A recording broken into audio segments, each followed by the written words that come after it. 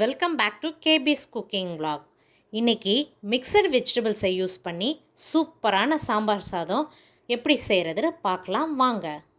ஒரு கப்பு அரிசிக்கு 3/4 கப்பு பருப்பு சேர்த்துருக்கேன். அது கூடவே வரலட்சுமி நோன்பு அன்னைக்கு கலசத்தில் வச்ச அரிசி பருப்பையும் சேர்த்து யூஸ் பண்ணியிருக்கேன். இப்போது நாம் எடுத்திருக்க அரிசி பருப்பு ரெண்டையும் நல்லா வாஷ் பண்ணிவிட்டு வேக வைக்க தேவையான தண்ணி சேர்த்து மஞ்சத்தூள், பெருங்காயத்தூள், 1/4 டீஸ்பூன் வெந்தயம், கல் உப்பு இதை எல்லாத்தையும் நல்லா சேர்த்துட்டு 3 விசில் விட்டு இறக்கி வச்சிடலாம். இந்த சாம்பார் சாதத்துக்கு நாம் எல்லா வகையான காய்கறிகளையும் ஆட் பண்ணலாம். நான் இன்றைக்கி பீன்ஸ், கேரட், பட்டாணி, முருங்கைக்காய், அவரைக்காய், நூல்கோல், கொத்தவரங்காய் என பல காய்கறிகளை ஆட் பண்ணியிருக்கேன். இந்த காய்கறிகள் எல்லாம் நல்லா கழுவிட்டு சின்ன சின்னதாக கட் பண்ணி எடுத்து வச்சுருக்கேன்.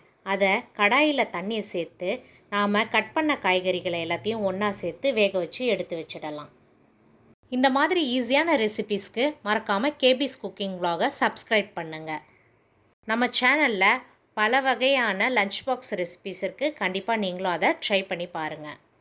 இப்போது நாம் சேர்த்து வேக வச்ச அரிசி பருப்பு ரெண்டுமே நல்லா குழைவாக வெந்திருக்கு.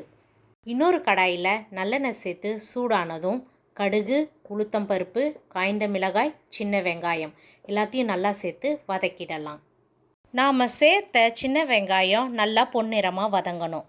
அது வதங்கினதுக்கப்புறம் அது கூடவே ஃப்ரெஷ்ஷான கருவேப்பிலை, தக்காளி, பச்சை மிளகாய் எல்லாத்தையும் சேர்த்து நல்லா வதக்கிடலாம். நாம் சேர்த்த தக்காளி ஓரளவுக்கு வதங்கினதும் 1/2 ஸ்பூன் மிளகாய்த்தூள் ஆட் பண்ணலாம். அது கூட லெமன் சைஸ் புளியை நல்லா கரைச்சி வச்சுருக்கேன், அந்த தண்ணியும் சேர்த்து கொதிக்க விடலாம். நாம் சேர்த்த புளி தண்ணி ஒரு 2 நிமிஷம் கொதித்தோடனே நாம் பாயில் பண்ணி வச்சுருக்க காய்கறிகளை சேர்த்து கிளறிடலாம். அது கூடவே நாம் வேக வச்ச அரிசி பருப்பு சாதத்தை சேர்த்து கிளறினா சூப்பரான சாம்பார் சாதம் ready.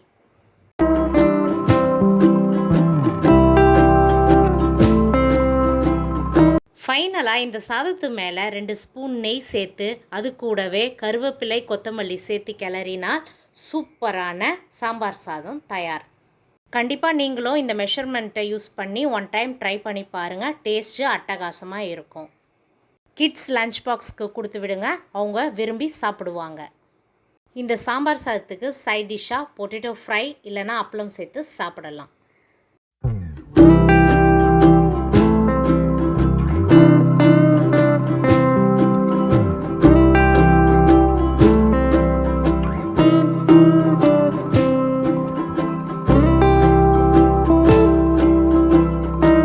Thank you all. Bye.